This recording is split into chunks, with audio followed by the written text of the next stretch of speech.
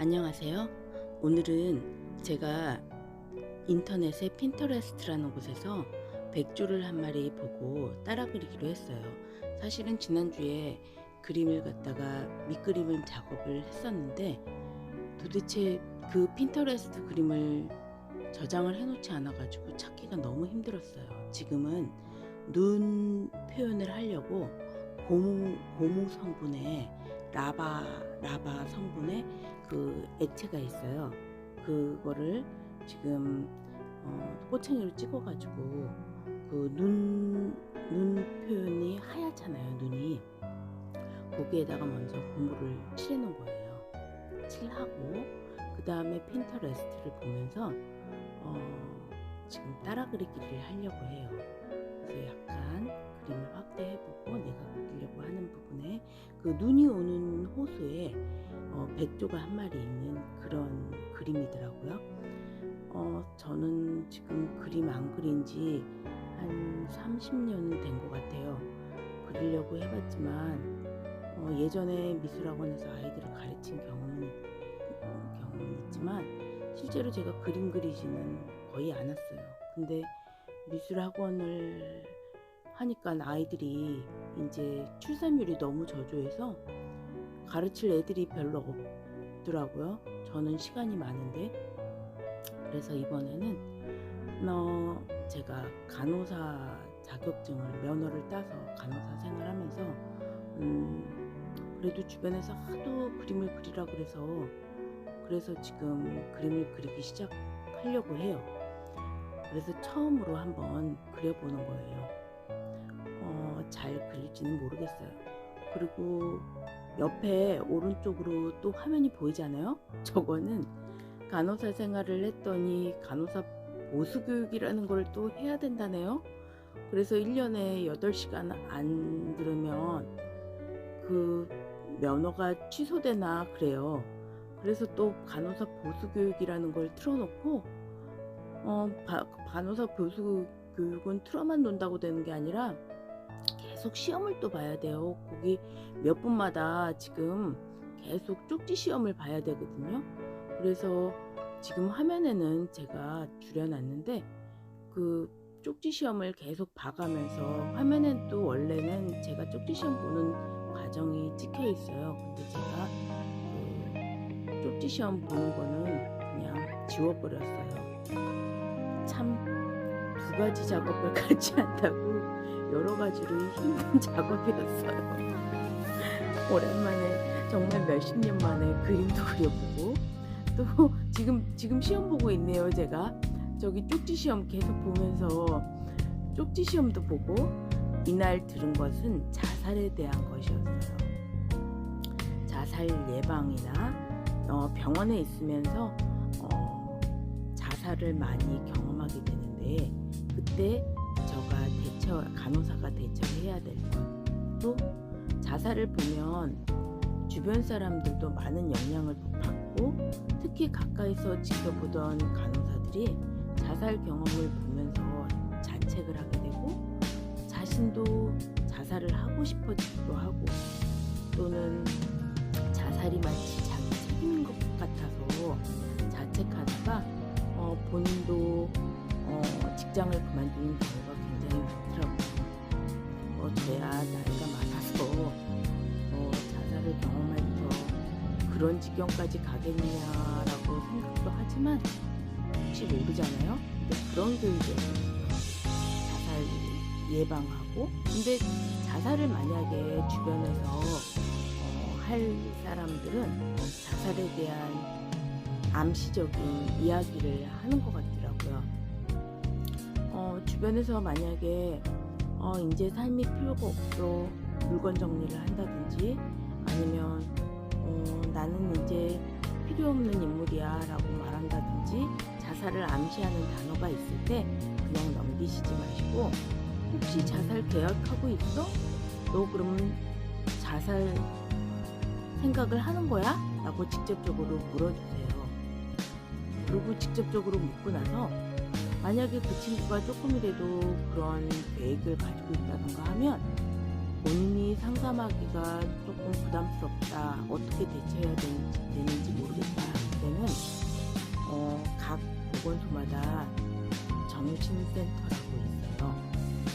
거기에다가 의뢰를 해서 상담 요원에게 데려가세요. 그리고 그런 곳에는 정신과 의사 선생님도 무료 상담을 해주는 곳이 많아요. 그런 곳에 가서 일단은 전문가들한테 상담을 받으면 그분들은 자살에 대한 경험을 더 많이 가지고 계시거든요. 그리고 거기에 대한 적절한 대응도 할 수 있고요. 사실 외부에서 삶이 힘들어서 자살을 생각하기도 하지만요. 그거 플러스 그 요인도 있긴 있어요. 하지만 뇌에 있는 여러 가지 기능적인 여러 가지 물질 때문에 또 그런 생각을 하게 되는 경우가 허다하거든요. 그래서 요즘에는 우울증이라는 약물 치료를 통해서 눈을 좀 더 밝게 만들고, 그렇게 함으로써 자살이 예방되기도 해요. 그런 수업을 8시간짜리를 지금 들으면서 그것도 2배속으로 해서 2배속이 안 되더라고요. 이날 저는 유튜브도 보고 2배속으로 듣는 사람이거든요. 2배속 아니면 직성이 안 풀리는 사람인데, 이날 1배속으로 저 많은 시험 8시간짜리를 들으면서 정말 인내를 했답니다. 하지만 백조를 그리면서 백조에 흠취하면서 제가 손이 약간 바빴기 때문에 저 지겨운 과정을 잘 통과할 수 있었습니다. 그러고 보니까 제가 이 그림을 그리면서 많은 반성을 하게 되네요. 사실 제 아들한테 제가 맨날 그러거든요. 2가지 일 한꺼번에 하면 안 된다. 2가지 일 한꺼번에 하면 일의 능률이 떨어지고 집중이 안 돼. 이런 말을 아들한테 수도 없이 매일매일 하고 있는 사람으로서 오늘 이 상황은 참 많은 반성을 가져오네요. 2가지 일 한꺼번에 했습니다. 하지만 2가지 다 완성은 됐네요. 어느 정도 시험은 다 통과됐고요. 그래서 8시간 완성됐고요. 또 그림도 어찌어찌 해서 다 완성은 했습니다. 그림은 8시간 한 거는 아니고요. 그림은 한 몇 시간 했을까? 그림은 지금 이거 배속으로 약간 돌린 거거든요. 근데 배속 제가 숫자 계산을 할 수가 없어서 그림은 잘 모르겠습니다. 지금 한 4.5배속으로 돌리고 있는 것 같아요. 그리고 그 전날도 그렸기 때문에 그림은 한참 그린 것 같아요. 그림 그리니까 시간도 진짜 잘 가고요. 마음도 고요해지고요. 그림의 장점은 가만히 몸을 잡아 놓을 수 있다는 거. 어디 못 움직이고 그런 점이 있네요. 저 같은 경우는 그림은 어릴 때 굉장히 잘 그렸던 사람이에요. 아기 때 초등학교 그럴 때부터 선천적으로 그림에 대한 재능이 있었던 것 같아요. 그래서 한 6살, 7살, 8살 이럴 때는 솔직히 어디서 많이 배웠다라고 하기는 조금 그런 시기잖아요. 근데 사실 8살 때 이런 형태를 다 잡았답니다. 잡고 그때 그림이나 그때는 크레파스였는데 재료만 바뀌었지 어떤 표현력 같은 거 있잖아요. 표현력은 그때나 지금이나 거의 똑같아요. 제가 볼 땐 그래요. 그리고 그때 그림을 친척 언니가 가지고 있다가 제가 이제 고등학교 때인가 대학교 가서 저한테 슬쩍 보여주더라고요. 버리기 너무 아까웠다고.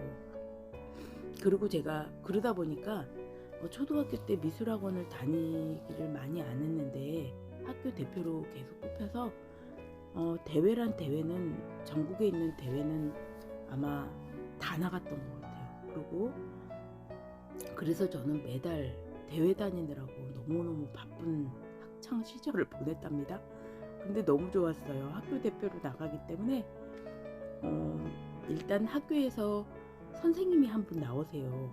저를 담당하는 담임 아닌 선생님이 나와서 저를 코치해 주시기도 하시는데, 근데 사실은 그분이 미술 코치를 해 주셔야 되는데 미술 코치를 못한다고 자신도 많이 잘 그리지는 않기 때문에 저보고 주변에 인근 미술 학원을 한번, 큰 대회가 있으니까 그 대회에 몇 달, 한 달, 두 달 남겨놓고 그 대회를 나가서 준비를 좀 같이 해보자고 그런 말씀을 하셔서 제가 선생님이 정해준 그 미술학원으로 한 번은 갔네요. 근데 학교에서 돈은 내주지 않았던가 대줬던가 기억이 안 나요. 그런데 한 번은 그런 식으로 해서 미술학원을 잠깐 단기간에 대회 직전에 잠깐 다닌 적은 있었네요. 그랬는데 한 번은 만약에 학원비가 5만 원인가 6만 원이었다면 40년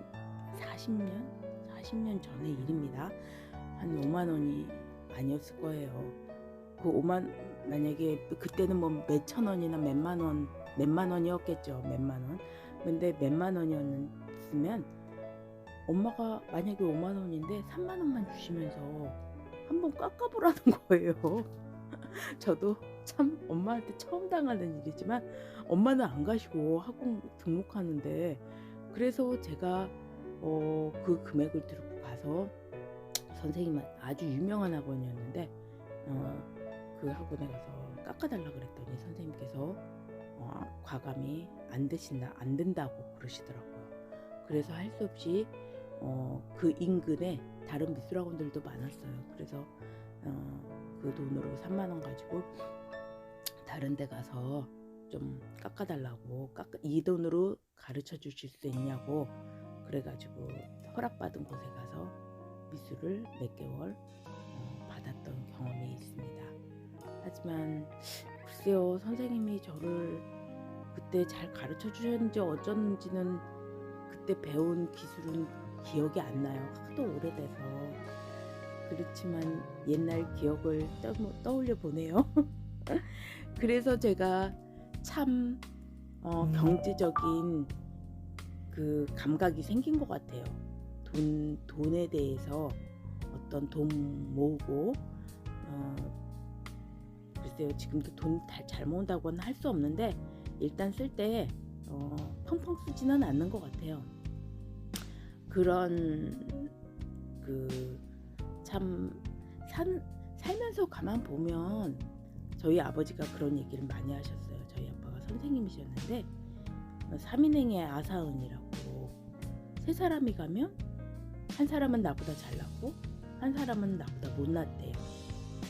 그런데 잘난 사람은 나보다 잘났기 때문에 스승이 되고, 못난 사람은 저렇게 하지 말아야지 해서 스승이 되고, 그래서 모두가 다 스승이 된다, 그런 말씀을 어릴 때 하셨어요. 근데 초등학교 때 그런 말씀을 자주 하셨는데 그때 그런 생각을 했어요. 별거 아니다라고 생각을 했는데 지금 돌이켜서 보면 그때 받은 그런 엄마의 보통 지금 같으면 학원에 막 엄마가 막 쫓아가서 그것도 큰 대회 나간다는데 최고로 좋은 대회에 뇌물까지 매겨가지고 저 같으면 좀 잘 좀 부탁한다고 특별 레슨 좀 해달라고, 얘만 집중적으로 몇 시간씩 좀 해달라고 이번 대회 있다고 그러실 것 같은데, 아무튼 저희 엄마의 그런 처신 때문에 제가 아주 요즘 악바리 같이 살고 있는 것 같아요. 돈도 모으고 재테크도 하고, 재테크에 성공했다고는 할 수 없지만 아무튼 그렇게 해서 지금은 한 50대의 아줌마랍니다. 그림은 지금 아까 배경화면 할 때 물을 먼저 발랐어요. 크게 물을 저 배경화면에 있는 파란색 부위만큼 맥물칠을 먼저 쫙 깔아놓고 종이가 젖었는지 보는 거예요. 종이가 먼저 젖어 있는 상태에서 그 다음에 내가 칠하고 근데 또 종이가 너무 물이 왔다 갔다 하는 정도가 되면, 그러면 물감이 막 이렇게 흘러다니기 때문에 그렇게 하지 않고, 종이가 어느 정도 적신 다음에 그 다음에 시간을 두던지, 아니면 저기 벌레 있죠, 항상 벌레는 필요합니다. 벌레로 딱딱 닦아서 그 종이가 약간 젖어 있는 정도의 습도만 놔둔 다음에, 그 다음에 아까 애칭인가 그 고무 라방가 그걸 가지고 눈을 갖다가 점점점점 점을 찍어놨잖아요. 그러기 때문에 그냥 부담 없이, 원래 그 아주 디테일하고 진짜 막 대회 낼 거고 막 섬세하게 하고 싶을 때는 저 그 바탕에 만약에 크게 들어가거나 이러면은 이 오리 거위인가, 이 거위 주변으로 전부 애칭을 갖다가 애칭으로 쫙 이렇게 해놓기도 해요. 그런 다음에 이 바탕은 한 번에 그냥 한 붓으로, 큰 붓으로 그냥 통일감 있게 그냥 파란색으로 쫙 이렇게 칠하기도 해요. 그리고 저는 지금 칼 같은 걸로, 칼이 지금 못 찍겠어서 그냥 가위 꼭지로 제가 찍찍찍찍 긋기도 하고, 그리고 아까 지금 바탕 있잖아요. 바탕에 진한 파란색으로 밑에 이렇게 어두운 색 하고, 그 다음에 붓을 좀 씻고 파랑을 아주 조금만 해서 물 많이 해가지고 위에 파랑 번지는 거, 그런 표현도 하고, 또 지금 이건 뭐지? 지금 칼로 좀 눈 부분에 그 하얀 부분을 지금 긁어내고 있는 것 같아요. 반사광, 눈의 반사광 있잖아요. 그런 거는 지금 칼로 흰 부분을 내가 애칭으로 하기도 너무 가는 부분들이 있어요. 그런 부분은 이제 또 칼로 지금 긁어내고 있어요. 근데 사실 스케치북이 300g 정도 되는 걸로 했어야 되거든요. 근데 저는 뭐 연습용이고, 그냥 지금 솔직히 말해서 오늘 이걸 그린 이유는 브이로그를 하라는 거예요. 누가 브이로그를 하라 그랬는데, 아니 브이로그 도대체 뭐를 해야 될지 모르겠더라고요.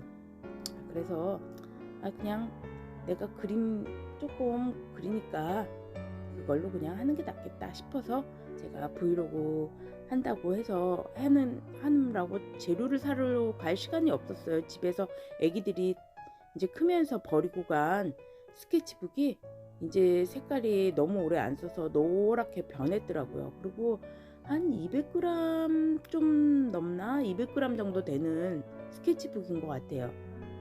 그래서 그 앞뒷면도 이 구분해서 써야 되는데 저 그냥 아무데나 펴서 썼어요. 앞면은 매끌매끌하고요, 종이가. 그리고 뒷면은 약간 투실투실한 느낌이 나요. 저 같은 경우는 그림을 너무 오래 안 그리다가 그렸기 때문에 그 요즘 도화지는 또 어떤지 모르겠어요. 근데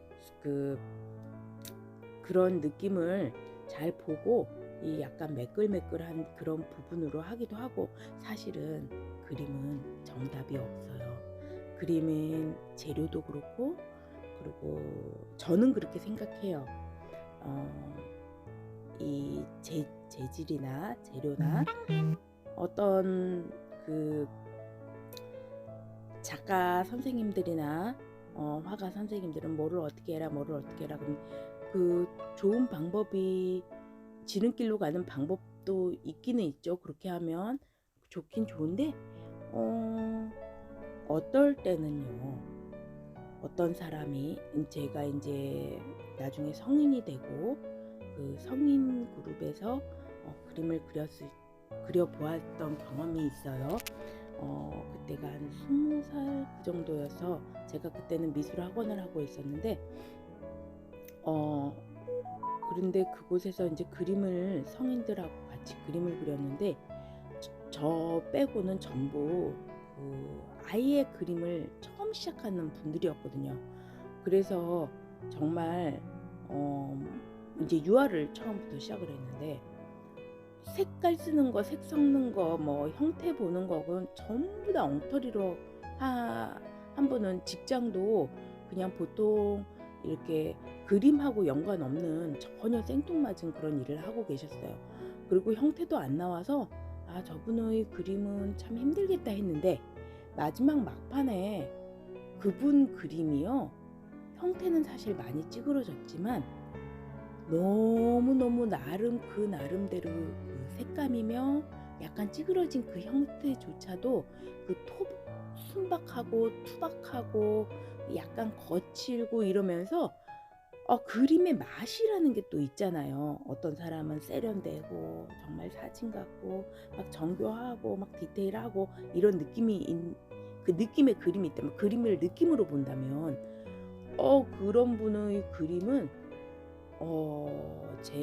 저나 아니면 그림을 그리는 그런 사람들이 흉내낼 수 없는 그런 소박하고 투박하고 거칠고 그런데 굉장히 포근하고 따뜻한 그런 질감과 느낌의 그림을 그리셨더라고요. 그래서 그림을 뭐 어디서 배워야 되고 형태가 잘 나와야 되고 뭐 똑같이 그려야 되고 그런 거 하고 실제로 나만의 색깔, 나만의 컬러, 그리고 나만의 그림을 찾아내는 거랑은 또 틀린 것 같아요. 저기 이제 수채화로 전부 하다가 아마 저 손으로 문지르는 거는 아마도 제가 색연필을 조금 갖다 댔던지 아닌가?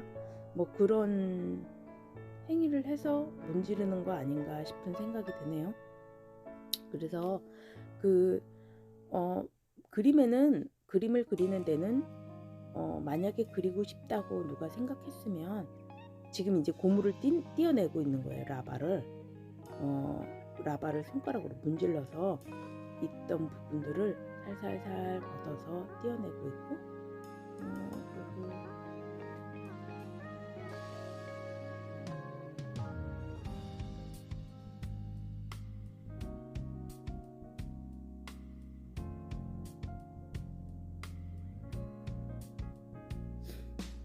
그래서 여러분도 만약에 나는 그림을 한 번도 그려본 적이 없는데 그리고 어떻게 해야 될지 모르겠는데 그리고 나는 재료도 마땅치 않는데 이런저런 여러 가지 장애 때문에 그리고 싶은 욕망만 가지고 계셨더라면 그냥 시도해 보세요.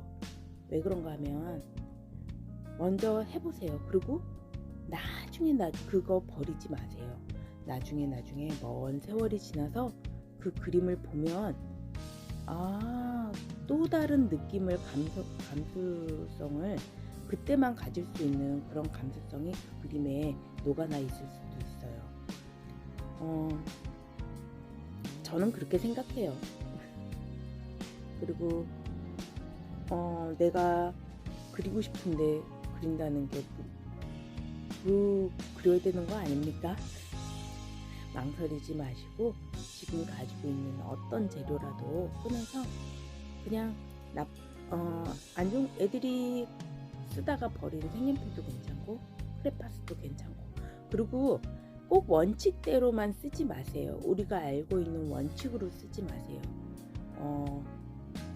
문질러서도 해보고 막 섞어서도 연필로 가루를 내서 서로 섞어서 손으로 문대서 그런 식으로 해서 크레파스도 표현을 해보고 그래서 자기가 하고 싶은 표현, 근데 재료의 성질을 여러 번 사용해봐야 그 재료의 성질을 또 충분히 아니까 그 재료의 성질을 충분히 알면 그러면 또 여러 가지 표현이 가능하니까 그렇게 한번 해보세요. 저는 그냥 물감으로 다 끝내도 됐는데 이날 이 색연필이 또 내 옆에서 어느 문방구가 지금 망한다고 세일한다고 엄청 싸게 판다 그래서 안 사면 손해볼 것 같은 생각이 들더라고요. 이렇게 소비를 하면 안 되는데 우리 엄마의 그 알뜰한 경제 정신을 지금 이어받은 사람인데 제가 이렇게 과소비를 하면 안 되는 사람이었는데 저 색연필을 지금 생각하니까 과소비를 샀네요. 사실은 애기들이 쓰다가 토막토막 난 것들이 몇 년 전까지도 굴러다니긴 했었는데 도저히 제가 어디다 뒀는지 버렸는지 찾을 수가 없더라고요. 그래서 옆에 문방구가 망한다 그래서 과감하게 세일 가격으로 샀습니다. 지금 생각하니까 저것도 산 지가 좀 돼서 작년에 샀는데 얼마에 샀는지 기억은 사실 안 나요. 세일했다 그러는데 엄청 비싸더라고요.